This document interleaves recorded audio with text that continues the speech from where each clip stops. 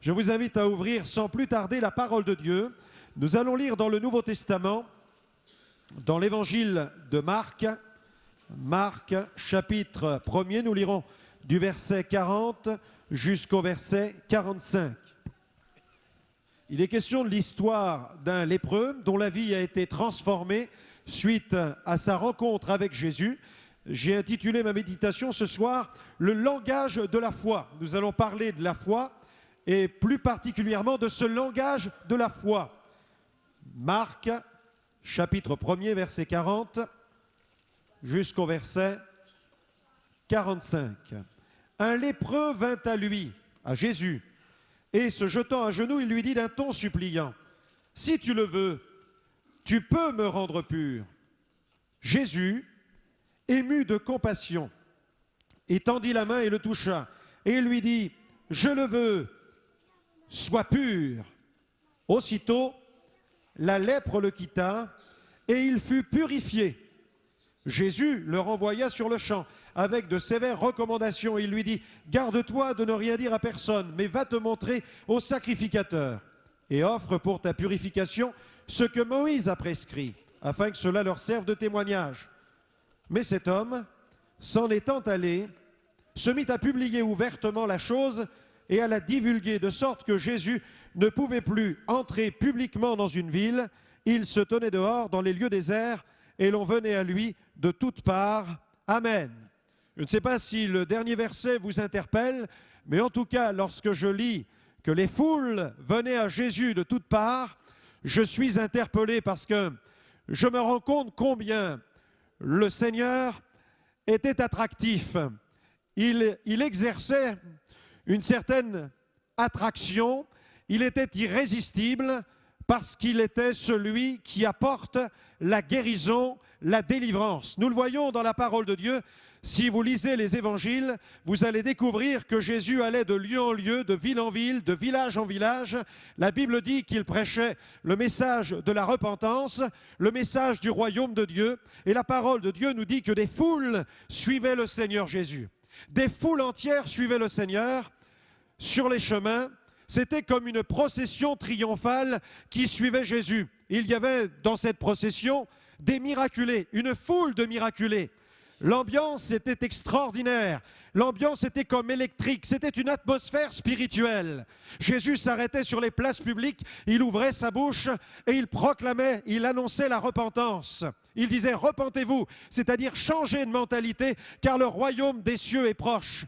Et les foules s'approchaient pour l'entendre, et Jésus commandait aux démons de reculer, les possédés étaient délivrés. La Bible nous dit même que Jésus priait pour les aveugles, et les aveugles recouvraient la vue. Les sourds même entendaient, les enfants muets parlaient, et même la Bible dit que des lépreux étaient purifiés. Quelle ambiance extraordinaire! Je ne sais pas si vous auriez aimé pénétrer cette foule et vous faufiler dans la foule pour voir ce qui se passait. Mais une grâce accompagnait le Seigneur Jésus. J'ai même lu dans ma Bible que des malades se jetaient littéralement sur Jésus. Une force sortait du Seigneur et les malades étaient délivrés. Amen. Quelle ambiance extraordinaire! Il y avait la joie, il y avait des danses, c'était la fête. On se réjouissait autour du Seigneur Jésus. Pouvez-vous imaginer cette ambiance, cette atmosphère spirituelle qui entourait le Seigneur Jésus, ces multitudes qui le suivaient et qui étaient délivrées et guéries? Ce Seigneur de gloire, la Bible dit qu'on l'a crucifié, on l'a mis sur une croix. Le monde n'en a pas voulu. La Bible déclare que le monde ne l'a pas connu. On l'a rejeté, on l'a cloué entre ciel et terre. Et certains ont déclaré que c'était la fin du christianisme. Mais nous sommes là pour vous dire ce soir que la mort de Jésus sur la croix n'est surtout pas la fin du christianisme. La Bible dit que la croix du calvaire, la prédication de la croix, c'est la puissance de Dieu. Il y a de la puissance dans le sacrifice de Jésus. Pourquoi ? Parce que la mort de Jésus sur la croix n'est surtout pas un accident, ce n'est surtout pas une erreur, ce n'est ni même un échec, mais la mort de Jésus sur la croix entre pleinement dans le dessein de Dieu. Il fallait que Jésus meure pour que nous soyons délivrés de nos péchés. Quel est le sens de sa mort? Pourquoi est-il mort? Il est mort sur la croix pour porter nos péchés. Il est mort sur la croix, il a été condamné à notre place. Le prophète Ésaïe 8 siècles avant la venue du Seigneur Jésus, déclarait déjà d'une manière prophétique qu'il allait porter nos péchés sur le bois infâme de la croix. Il a été frappé par le châtiment. La Bible déclare le châtiment qui nous donne la paix est tombé sur lui. Et c'est par les meurtrissures de Jésus que nous sommes guéris. À la croix du Calvaire, Jésus a porté nos péchés. Il a porté nos maladies.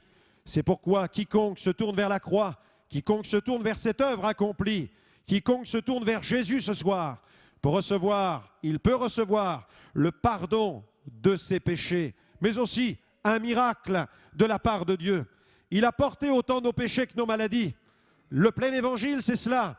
Jésus purifie notre cœur du péché et il délivre notre corps de la maladie. N'est-ce pas une bonne nouvelle? Amen. Ça, c'est une véritable bonne nouvelle. Jésus peut le faire. Pourquoi? Parce qu'il est ressuscité. L'Écriture déclare qu'on l'a placé dans un tombeau, mais le 3e jour, on n'a pas pu retrouver son corps. Jésus est sorti du tombeau. Il est vivant. Il est le Christ ressuscité. Et parce que Jésus est ressuscité, alors il peut faire ce soir, dans ce lieu, dans la ville de Bordeaux, les mêmes miracles qu'il accomplissait il y a 2000 ans en Israël. Il est le même hier, aujourd'hui et pour l'éternité. Ce même Jésus est au milieu de nous. Sur cette planète, nous portons et nous annonçons cette bonne nouvelle. Dans plus de 30 pays, j'annonce cette bonne nouvelle et partout où cette bonne nouvelle est annoncée, je vois Jésus accomplir les mêmes miracles. L'aveugle voit, le sourd entend, le boiteux marche, les malades sont guéris de leurs maux et les pécheurs sont purifiés. Vous avez besoin d'une transformation, vous avez besoin que votre vie change. Vous voulez un sens, donner un sens à votre vie. Vous voulez avoir la vie éternelle? Vous voulez échapper au jugement de Dieu, échapper à l'enfer et à la condamnation? Alors il y a une bonne nouvelle pour vous ce soir. Jésus vient à votre rencontre, comme il l'a fait dans cette histoire, pour ce pauvre homme, pour ce pauvre lépreux. Encore faut-il entrer en contact avec Dieu. Et peut-être quelqu'un va dire, mais comment dois-je faire pour parler à Dieu? En fait, est-ce que vous êtes déjà interrogé sur le langage de Dieu? Quelle est la langue de Dieu? Quel langage Dieu parle-t-il? Votre pasteur, il y a quelque temps, était au Burkina Faso et je pense qu'il a dû entendre à plusieurs reprises ce mot « Barka Wenam, Barka Wenam, Barka Wenam ». Je ne sais pas si vous savez ce que veut dire Barka Wenam. Si vous allez dans un autre pays, vous entendrez « Sante Sana, Sante Sana ». Vous partez dans un autre pays, vous entendrez « Yesuke Pego, Yesuke Pego ». Ou alors « Toyembalan Jambe » ou « Mai Mai Shuki »,« Buana Sifiwe ». Ou alors, pour vous aider un peu plus, « Praise the Lord, Gloria a Dios, Alléluia », gloire à Dieu. Vous me comprenez maintenant? La louange qui revient au Seigneur, ça aussi c'est un langage que Dieu peut recevoir, que Dieu décode, qu'il est capable de transcoder, de capter. Dieu reçoit ce qui vient de notre cœur. Il y a différentes langues sur la terre, une multitude de manières de glorifier Dieu. Mais quel est le langage que Dieu retient? Quel est celui qu'il perçoit, qui interpelle son cœur? Je me suis interrogé là-dessus et je pense que le langage qui interpelle le cœur de Dieu, c'est un langage spécial, un langage puissant, un langage qui est véritablement dynamique, c'est le langage de la foi. Je n'en ai pas le monopole. Aucune église n'en a la propriété. Le langage de la foi est donné à tous les êtres humains. Et comme le pasteur le disait tout à l'heure, sans la foi, il est impossible d'être agréable à Dieu. Vous voulez faire plaisir à Dieu ce soir? Comment? Croyez. Commencez à croire, commencez à disposer votre cœur à la parole de Dieu. Dans cette Bible, il est écrit, c'est la parole de la foi que nous prêchons. Cette Bible déclare, et elle consacre d'ailleurs tout un chapitre à une définition de la foi, dans Hébreux chapitre 11, la foi c'est une ferme assurance, c'est une démonstration. Une version anglaise dit c'est une preuve. La foi c'est une certitude. Nous voyons dans la parole de Dieu qu'il est écrit, voici les miracles qui accompagneront ceux qui auront cru. Jésus disait qu'il te soit fait selon ta foi. Va, ta foi t'a sauvé. Va, ta foi t'a guéri. Si tu crois, tu verras la gloire de Dieu. La prière de la foi peut sauver le malade, c'est ce que dit la Bible. Et la Bible dit aussi, la parole ne sert à rien si elle ne trouve pas de la foi chez ceux qui l'écoutent. C'est pourquoi ce soir, placez votre foi dans la parole de Dieu. Et Jésus, lui, avait un ministère oint du Saint-Esprit. Son ministère terrestre était oint du Saint-Esprit. Dans une synagogue, le Seigneur a déclaré « L'Esprit du Seigneur est sur moi parce qu'il m'a oint ». Jésus ainsi a affirmé « Le Père m'a donné l'onction ». L'onction qui était sur Jésus, C'était une onction d'excellence. Jésus prêchait, priait avec l'onction du Saint-Esprit. Et cette onction lui conférait de l'autorité, de la puissance. Aussi, quand Jésus parlait, quand Jésus proclamait la parole, sa prédication, son message était comme chargé de la puissance du Saint-Esprit. Et ces mots étaient empreints d'inspiration, de révélation, mais aussi de puissance. C'est pourquoi sa parole était capable de guérir les malades. Nous voyons un moment Jésus qui chasse un esprit, il commande à l'esprit de se retirer et l'esprit quitte le possédé. Nous voyons aussi Jésus qui se tourne vers un aveugle et qui lui dit « Ouvre tes yeux ». Et Jésus guérit cet aveugle par sa parole. La Bible dit qu'il guérissait par sa parole. Nous le voyons dire à un paralytique « Lève-toi et marche ». À un homme dont la main est sèche, « Étends ta main ». Et l'homme a étendu sa main et sa main fut guérie. Nous voyons Jésus aussi commander à un homme qui est dans un tombeau depuis plusieurs jours, il commande à cet homme de revenir à la vie. Il dit « Lazare, sors !» Et cet homme est revenu dans le monde des vivants. La parole de Jésus avait le pouvoir de guérir, de délivrer, mais aussi sa parole affirmait le pardon des péchés. Nous le voyons se tourner vers une femme qui a été prise en flagrant délit d'adultère et Jésus va faire grâce à cette femme en lui commandant de changer de vie. Il va dire à cette femme, va maintenant et ne pêche plus. Comprenez bien quelle est la parole qui vous est adressée ce soir. C'est une parole de guérison, c'est aussi une parole de grâce. Vous voulez entrer dans ce programme merveilleux? Alors réalisez l'impact produit par les paroles de Jésus. Venez maintenant à votre tour à Jésus, comme ce lépreux. Quelle que soit votre situation, quels que soient les péchés que vous avez commis. Peut-être vous vous dites, mais la religion, ou alors la foi, ou même cette église, cet endroit, ces gens-là, ça n'est pas pour moi. J'ai commis trop de fautes, j'ai commis trop de péchés. Il n'y a pas de péché que Jésus ne puisse pardonner.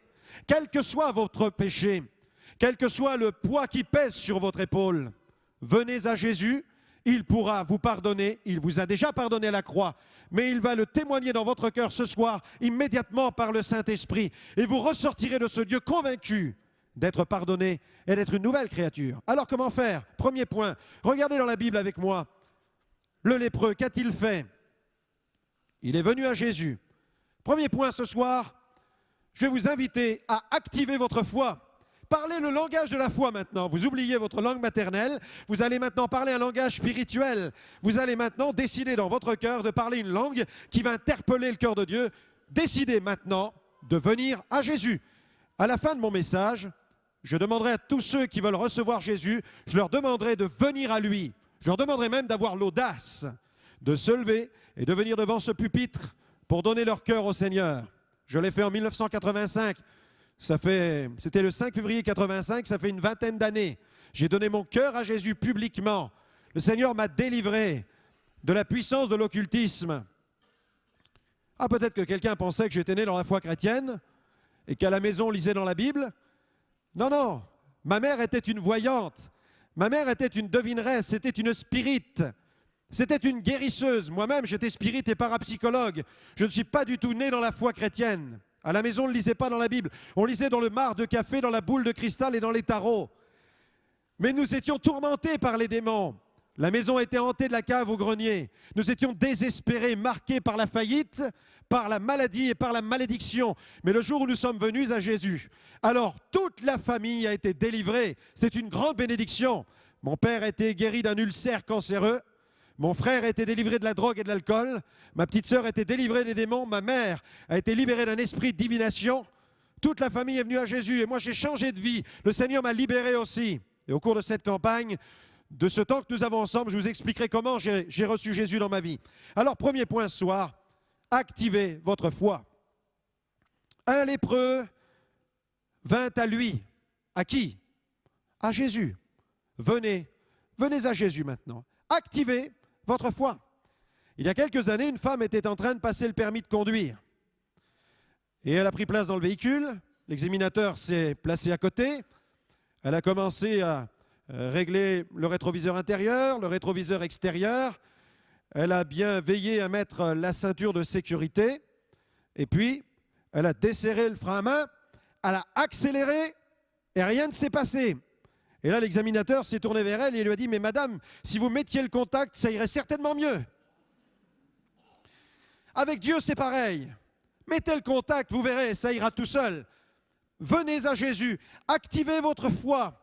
C'est la clé de la foi qui enclenche ce générateur divin. Dès que vous mettez votre foi en action, vous interpellez le cœur de Dieu. La Bible dit, approchez-vous de Dieu et Dieu s'approchera de vous. Celui qui s'approche de Dieu, nous dit la Bible, doit croire que Dieu existe et qu'il est le rémunérateur de ceux qui le cherchent. Ce soir, venez avec foi. Tournez la clé de contact. Activez votre foi. Décidez de venir à Jésus. Décidez dans votre cœur. Ok, je tente l'expérience. Je saute dans le vide. Je viens à Jésus. Je vais mettre Dieu à l'épreuve. Jésus, si tu existes, révèle-toi, montre-toi. Je veux te découvrir. Je veux faire cette merveilleuse expérience. Alléluia. Nous étions au Pakistan il y a quelques années. Nous avions une campagne d'évangélisation en plein air. Nous avions pas loin de 10 à 15 000 personnes par soir qui venaient écouter la parole. Et puis un homme est venu. Un homme qui vivait une véritable situation, je dirais, dramatique. Sa femme souffrait d'infirmité depuis pas loin de 6 années.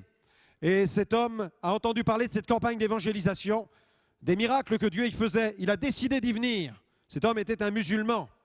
Et il a pris sa pauvre femme dans ses bras.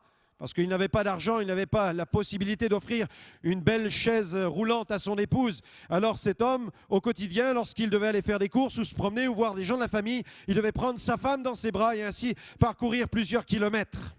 Lorsqu'il est venu à la campagne d'évangélisation, il a parcouru plusieurs kilomètres à pied en tenant son épouse dans ses bras. Il a mis sa foi en action. Il est arrivé sur le terrain, il a écouté la parole. Au moment de l'appel au salut, il a décidé de s'avancer avec son épouse parce que pour lui, le plus important n'était pas la guérison physique, c'était le pardon de ses péchés. La religion qu'il suivait ne lui donnait pas une telle assurance, une telle affirmation. Alors il s'est avancé. À l'appel au salut, il est venu devant l'estrade et j'ai vu cet homme confesser ses péchés, se tourner vers Dieu. Il s'est repenti de ses péchés, les larmes coulaient dans ses yeux et j'étais stupéfait de voir cet homme debout devant l'estrade au milieu de la foule, tenant une femme dans ses bras. Et il est resté jusqu'au moment de l'appel à la guérison divine. Et ensuite, nous avons prié, pris autorité sur la maladie. Nous avons mis ceux qui écoutaient en contact avec Jésus afin qu'ils placent toute leur confiance dans celui qui peut faire des miracles. Et cet homme suppliait Dieu, les larmes coulaient sur son visage. Et alors qu'il plaçait toute sa foi en Dieu, alors que son âme était comme à l'agonie en face de Dieu, soudain j'ai vu comme une puissance toucher les jambes de sa femme. Les jambes de sa femme se sont dépliées, elles ont commencé à toucher le sol. Et là le mari a été stupéfait, à un tel point qu'il s'est écarté de son épouse. Et le miracle s'est produit. La dame a marché. Quelques instants plus tard, soutenue par quelques-uns, elle était sur l'estrade et elle était guérie d'une infirmité, guérie par la puissance de Dieu. Pourquoi? Parce qu'elle a décidé, lui et elle, ils ont décidé ensemble d'activer leur foi. Deuxième point ce soir, adopter une attitude victorieuse. Regardez ce que dit la Bible. Se jetant à genoux, il s'est jeté à genoux. Le lépreux s'est jeté à genoux. Nous avons là une attitude. Vous savez que certains pensent peut-être ce soir que le fait de se jeter à genoux devant Dieu, c'est quelque chose d'avilissant. Quelqu'un a dit, se repentir, c'est descendre vaincu pour se relever vainqueur. Il n'y a rien d'avilissant dans l'humiliation, dans le fait de s'humilier devant Dieu. Il n'y a rien d'avilissant dans le fait de descendre devant Dieu. Que peut-il y avoir d'avilissant lorsqu'un être humain décide de se rendre aux pieds de celui qui tient ses destinées dans ses mains? Non? Lorsque je me suis avancé dans cette réunion publique il y a 20 ans, alors qu'un pasteur interpellait ma conscience, me disait que j'étais un pécheur, décrivait quel était mon avenir éternel si je refusais de passer par la croix. Et lorsque j'ai entendu cet homme dire, mais il y a une porte de secours, vous pouvez venir à Jésus pour être sauvé. Il vous suffit de courber votre front, il vous suffit de vous humilier, il vous suffit de demander pardon pour vos péchés. Alors j'ai réalisé qu'il n'y avait rien d'avilissant à se repentir devant Dieu. J'ai trouvé que la repentance était une puissance de délivrance. Alors j'ai décidé de courir dans les bras du Seigneur. J'ai confessé mes péchés sans rien cacher. Je dis, Seigneur, pardonne-moi, je suis un pécheur, je suis condamné. Je me jette à tes pieds, mes destinées sont dans tes mains. Pardonne mes péchés, change ma vie. Vous pouvez le faire ce soir. comme cet homme qui, il y a bien des années, persécutait son épouse. C'était un Espagnol, une montagne de muscles. Et souvent, je lui parlais du Seigneur et cet homme me rejetait. Et même, il persécutait sa femme parce qu'elle allait à l'église évangélique et qu'elle écoutait la parole de Dieu. Et souvent, l'épouse était obligée de passer par la porte du jardin ou se sauver par une fenêtre pour aller écouter la parole. Cet homme était hostile, il était anti-chrétien, il faisait souffrir sa femme. Et puis sa femme priait pour lui. Et un jour, le téléphone a sonné à la maison et son épouse nous apprend que son mari est à l'hôpital parce qu'il perd connaissance. Et les médecins ont commencé à enquêter, à voir quel était le problème. Et le diagnostic est tombé, cet homme était frappé d'une tumeur cancéreuse foudroyante. Il ne lui restait plus que quelques semaines à vivre. Alors, l'épouse m'a dit, Franck, va rendre une visite à mon mari, je t'en supplie, parle-lui de Jésus. Il a besoin de se repentir, il ne veut rien savoir, mais tente le coup. Alors j'ai décidé d'y aller, j'ai pris ma Bible, je suis arrivé à l'hôpital. Je suis entré dans cette chambre. Et là, pénétrant dans la chambre, j'ai vu un homme qui n'était plus comme une loque humaine, accroché par des draps après une chaise. Il avait déjà perdu plusieurs kilos. Il n'était plus que l'ombre de lui-même. Alors je me suis assis à côté de lui et j'ai commencé à lui parler de son âme, j'ai commencé à lui parler de son éternité. Je lui ai dit, monsieur, si vous ne vous repentez pas de vos péchés, vous périrez, vous irez en enfer. Voilà votre futur. Je vais prier pour votre guérison. Mais je veux prier avant tout pour que votre âme soit sauvée. Et l'homme restait muet, il ne disait rien, il m'écoutait tout simplement. Et j'ai ouvert la parole de Dieu dans l'évangile de Jean, chapitre 3, verset 16, où il est écrit « Car Dieu a tant aimé le monde qu'il a donné son Fils unique, afin que quiconque croit en lui ne périsse point, mais qu'il ait la vie éternelle. » Et je lui ai dit, monsieur, c'est ma Bible, je vous la donne. Je viendrai vous rendre visite demain. Réfléchissez à cela. Il restait muet. Le lendemain, je suis entré dans la chambre. Et lorsque je suis entré, j'ai assisté à un spectacle terrifiant. Cet homme était près de la fenêtre. Il regardait dehors. Il tenait ma Bible dans sa main. Il se frappait la tête. Et il criait « Pardonne-moi, pardonne-moi, pardonne-moi, pardonne-moi » Je l'ai pris par le bras, je l'invite à s'asseoir. Et je lui ai dit, il vous pardonne. Recevez le pardon maintenant par la foi. Cet homme, comme ce lépreux, dans cette chambre d'hôpital, se jetait à genoux devant Jésus. Il demandait pardon de ses péchés. Mais il était dans une profonde détresse parce qu'il réalisait son péché, mais il ne saisissait pas la main de Dieu qui pouvait le délivrer de son péché. Et peut-être il y a quelqu'un ce soir qui est conscient de son péché. Vous êtes conscient que vous avez commis telle ou telle faute. Votre âme est courbée, vous avez comme des tonnes sur vos épaules parce que vous avez commis tel ou tel péché, tel ou tel crime. Votre conscience, elle vous poursuit, elle vous accuse, elle vous condamne. Vous n'avez pas le repos. Vous êtes sous la culpabilité, sous l'angoisse. Vous êtes dans le profond désespoir. Mais alors, que faut-il faire? Comme cet homme, il faut se jeter à genoux devant celui qui, lui, tient votre destinée dans sa main et qui, lui seul, par son sang, a le pouvoir de vous purifier de tout péché. Adoptez cette attitude de victoire. Troisième point, priez avec détermination. Regardez ce que dit l'Évangile. Se jetant à genoux, la Bible dit, d'un ton suppliant. Nous avons ici un homme qui prie avec un profond désir qui est mêlé de détermination. Vous n'avez pas quelqu'un qui arrive devant Dieu qui ne sait pas ce qu'il veut. Vous avez quelqu'un qui a compris qu'il a besoin désespérément de Dieu, que la seule solution se trouve en Jésus. Cet homme est là, il est dans le désespoir, il s'est jeté à genoux devant le Seigneur, il est aux pieds de Jésus, et puis d'un ton suppliant, un désir profond mêlé de détermination, la prière de la foi. Un homme qui croit, un homme qui prie, un homme qui se tourne vers la source et qui sait que sa prière va bouger le bras de Dieu. Et la prière de la foi va donner accès maintenant à la bénédiction divine. La prière de la foi, ce soir vous allez pouvoir la confesser. Vous allez pouvoir vous approcher du Seigneur et confesser cette prière de foi. Vous allez pouvoir, d'un ton suppliant, vous approcher de lui, mais avec un profond désir, avec un esprit stable, un esprit déterminé, sachant ce que vous voulez vraiment. Vous voulez être délivré de la condamnation, vous voulez échapper à l'enfer, vous voulez échapper au jugement, vous voulez une nouvelle vie, vous voulez être pardonné, purifié, vous voulez un nouveau sens à votre existence, alors c'est le Dieu qu'il vous faut, c'est le Dieu de Jésus-Christ, alléluia. C'est vers lui qu'il faut vous tourner maintenant. Je me souviens en Espagne, il y a quelques années, il y a des parents qui avaient conduit leur petite fille chez des marabouts parce que la petite fille était possédée par le démon. Alors ils allaient de marabout en marabout, magicien en magicien. Et puis personne n'avait pu délivrer cet enfant. Et nous avions une estrade dans un square, on faisait une campagne en plein air. Et puis les parents ont entendu parler d'une mission en plein air. Ils se sont dit, pourquoi ne pas essayer Jésus-Christ? Alors ils sont venus écouter la parole de Dieu comme cela dans le square. Et à la fin, à l'appel, ils se sont avancés. Et au moment de la guérison divine, les parents tenaient la petite fille, elle avait une dizaine d'années, et la petite fille était là devant l'estrade, et les parents étaient là à côté, et ils ont demandé à ce que l'on prie pour elle, pour qu'elle soit délivrée des démons. Alors nous avons prié pour tous les malades. Et puis à un moment, je me suis arrêté près de la petite fille. J'ai commencé à prier pour la petite, afin que Dieu la délivre. Tout le monde me regardait, rien ne s'est passé. Alors j'ai continué à prier, je suis remonté sur l'estrade, et tout à coup, je vois une main qui se tend vers moi, qui me fait signe comme ça, qui fait coucou, coucou. C'est la petite fille qui m'appelait. Et la petite fille, cette fois-ci, m'appelle, elle me fait signe. C'est elle qui fait la démarche. Elle m'appelle, alors je descends de l'estrade, je m'approche d'elle, et là, la petite saisit ma main avec force, avec comme une sorte de colère, une sorte d'énergie. Elle attrape ma main, elle se la met sur la tête, et elle crie « Au nom de Jésus !»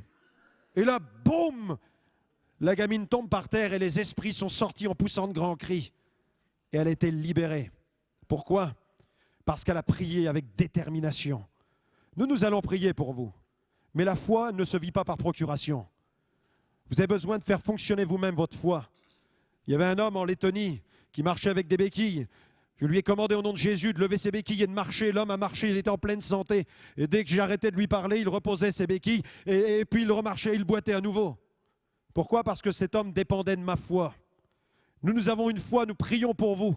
Nous voulons que Dieu vous bénisse, nous voulons que Dieu change votre vie. Mais en même temps, vous avez votre part à faire. Vous avez votre foi à mettre en action. Vous devez vous-même bouger votre foi. Priez avec détermination. 4e point, explorer l'univers de l'impossible. Que dit la Bible? Que dit cet homme? Si tu veux. Il dit si tu veux. Ça veut dire quoi, si tu veux? Est-ce que si toutefois tu étais de bonne humeur, Seigneur, Dieu, si tu te sens bien aujourd'hui, si tu es de bonne humeur, si tu es bien disposé, si tu veux bien, si tu es dans de bonnes dispositions, fais quelque chose pour moi. Non, ce n'est pas du tout cela. Si tu veux, ce n'est pas un questionnement, ce n'est pas une possibilité, ce n'est pas quelqu'un qui est là en train de se dire « au cas où tu pourrais faire quelque chose ». Non, on a quelqu'un qui se présente en face de Jésus et dit « si tu veux ». Ça veut dire « je sais que tu peux ». Je dépends de ta souveraineté, je dépends de ton autorité. Maintenant, je suis là, j'ai confiance que tu peux le faire. Je sais que tu as pleine autorité pour le faire, alors je me tiens en face de toi. Maintenant, je suis comme à ta merci. Je dépends pleinement de ton autorité. Je crois que tu peux tout. Ce « si tu veux » signifie « je crois que tu peux ». C'est une foi qui s'élève au-dessus du rationalisme, au-dessus de tout esprit analytique. C'est la foi dans le miracle. C'est une foi qui est logique. Elle se tourne vers le Seigneur. C'est une foi qui est dirigée vers celui qui peut tout. La médecine, elle a ses guérisons, mais la foi, elle a ses miracles. Si tu veux, voilà son cri, le cri de son cœur. Si tu veux. Nous avons eu une dame qui est venue en Ouganda il y a quelque temps. C'était une campagne que nous avions à Busia. Et cette femme était atteinte du sida. Elle allait d'hôpitaux en hôpitaux. Et puis rien n'y faisait, elle était condamnée, il n'y avait plus d'espoir. Et ce soir-là, elle s'est avancée pour la prière. Elle a donné son cœur à Jésus, elle est devenue chrétienne authentique. Elle est restée pour l'appel à la guérison divine, elle a répété la prière avec foi. Et elle a senti quelque chose la visiter. Le lendemain, elle est allée à l'hôpital pour faire des examens, pour enquêter. Et dans cette région du pays, en quelques heures, les examens sont rendus, parce que c'est une pandémie de sida. Et quelques heures plus tard, elle sortait avec le certificat dans les mains, comme quoi il n'y avait plus aucune trace du sida dans son corps. Elle était délivrée par la puissance de Dieu. Elle a exploré l'univers de l'impossible. Explorez cet univers ce soir, avec la foi en Jésus, celui qui peut tout. 5e point, confesser avec foi. Qu'a fait cet homme? Regardez dans la Bible. Il a dit, tu peux me rendre pur, si tu veux. Tu peux me rendre pur. Il a affirmé. Nous avons ici une affirmation, nous avons ici une déclaration, nous avons là une confession, un homme qui affirme que Dieu peut. Une confession qui s'appuie sur ce qui est réel, sur ce qui est concret, sur du vrai, sur Jésus, sur la parole. Tu peux me rendre pur. La foi ne dit pas « je sens ». La foi, elle n'est pas épidermique. La foi, elle s'appuie sur la parole de Dieu. La foi dit « il est écrit, c'est possible, tu peux me rendre pur ». Vous êtes là ce soir avec votre maladie, commencez à croire « Dieu, tu peux me guérir ». Je suis tourmenté, tu peux me délivrer. Seigneur, je suis désespéré, tu peux me secourir. Seigneur, c'est la faillite dans mon entreprise, tu peux sauver mon entreprise. Seigneur, je suis condamné, je suis un pécheur, tu peux me donner la vie éternelle. Tu peux tout, Seigneur. Commencez à vous tourner vers lui en confessant avec foi qu'il peut intervenir dans votre vie. Tu peux me rendre pur. Amen. Et je terminerai par ce point, le 7e point. Expérimentez maintenant l'excellence de la grâce. Jésus lui a répondu. Amen. Jésus lui a enfin déclaré, sois pur, sois pur, sois pur. Quel message, quelle déclaration, quelle réponse, quelle affirmation. Sois pur.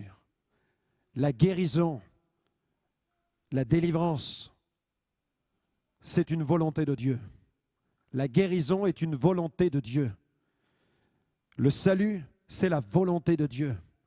Dieu veut que vous soyez sauvés. Ici, nous avons un ordre qui traduit la volonté de Dieu à notre égard et un ordre qui nous amène dans une nouvelle dimension, un ordre qui nous apporte dans la vie nouvelle, un ordre qui nous transporte, un message qui nous amène dans une nouvelle dimension, dans un autre royaume. La parole que vous entendez, c'est cette parole qui a pris un lépreux, qui l'a amené à la pureté. La parole que vous entendez, c'est cette parole qui est capable de prendre un pécheur, un homme esclave de vice, de passion. Cette parole est capable de le prendre de l'esclavage et de conduire jusqu'à la délivrance. Cette parole est capable de prendre un désespéré, l'amener dans l'espérance. Cette parole est capable de prendre une prostituée sur un trottoir pour en faire une femme pure. Cette parole est capable de prendre des bandits pour en faire des gens honnêtes. J'ai vu cette parole même prendre un jour un terroriste et Dieu a désarmé son cœur. Cette parole est puissante. Et cet homme était purifié, cet homme qui était rejeté. Vous imaginez la vie d'un lépreux, rejeté, repoussé de la société. Il vivait dans une léproserie, il était mis à part. Aucun contact avec la société, le contact coupé avec la religion. Cet homme était mis à part, c'était un paria, un homme rejeté de la société. Et là, nous avons un homme qui se jette aux pieds du Seigneur, un Dieu qui l'accepte, un Dieu qui le reçoit dans sa présence malgré sa lèpre, malgré son impureté, un Dieu qui l'accueille, un Dieu qui l'aime, un Dieu qui reçoit sa prière, un Dieu qui entend son cri, et un Dieu qui répond, et un Dieu qui le bénit, qui répond à la mesure de son désespoir. Cet homme est impur, Jésus va le purifier. Vous êtes malade, Jésus peut vous guérir. Vous êtes lié par des vices, Jésus peut vous délivrer. Vous êtes perdu, vous pouvez être sauvé. Je le veux, dit Jésus. Sois guéri, sois délivré, sois purifié. Et alors j'imagine la vie de cet homme, et je pense que vous commencez à l'imaginer avec moi, lorsqu'il s'est relevé, et que ses yeux se sont posés sur ses mains, et que la langue dans son palais a commencé à louer Dieu, et que ses yeux ont été rafraîchis. Cet homme qui souffrait de cette lèpre qu'il dévorait jour après jour, cet homme s'est levé devant Jésus et il a commencé à clamer le Seigneur. Qui pouvait le retenir? C'est pourquoi il est parti et il divulguait partout ce qui venait de lui arriver. Il était obligé d'en parler. Il ne pouvait pas retenir la bénédiction. Alors il criait partout que Jésus l'avait guéri, que Jésus l'avait délivré. C'était un homme nouveau. Il a commencé une vie nouvelle. Il a été rétabli spirituellement. Et voyez certainement qu'il a été rétabli socialement. Il a été rétabli familialement. Cet homme a une vie nouvelle. C'est un nouvel homme qui se lève. Un homme d'honneur, un homme de dignité, un homme réparé, un homme restauré, un homme d'excellence qui se tient devant le Seigneur. Et nous en avons vu des prostituées, des bandits, des SDF, des proxénètes, des criminels, des alcooliques, des drogués, des sorciers, des rebelles, et puis des gens normaux. Nous en avons vu des centaines venir à Jésus, purifiés, changés de vie. Et c'est pour cela que nous voulons prier pour vous maintenant. J'aimerais qu'on puisse maintenant courber nos fronts. La Bible dit à tous ceux qui ont reçu Jésus, Dieu leur donne le pouvoir de devenir, d'être des enfants de Dieu. La Bible dit, si nous confessons nos péchés, lui, Jésus, il est fidèle et juste pour nous les pardonner et même pour nous purifier de toute iniquité. Seigneur, merci pour ces moments que nous passons en ta présence. Seigneur, merci pour ce merveilleux langage.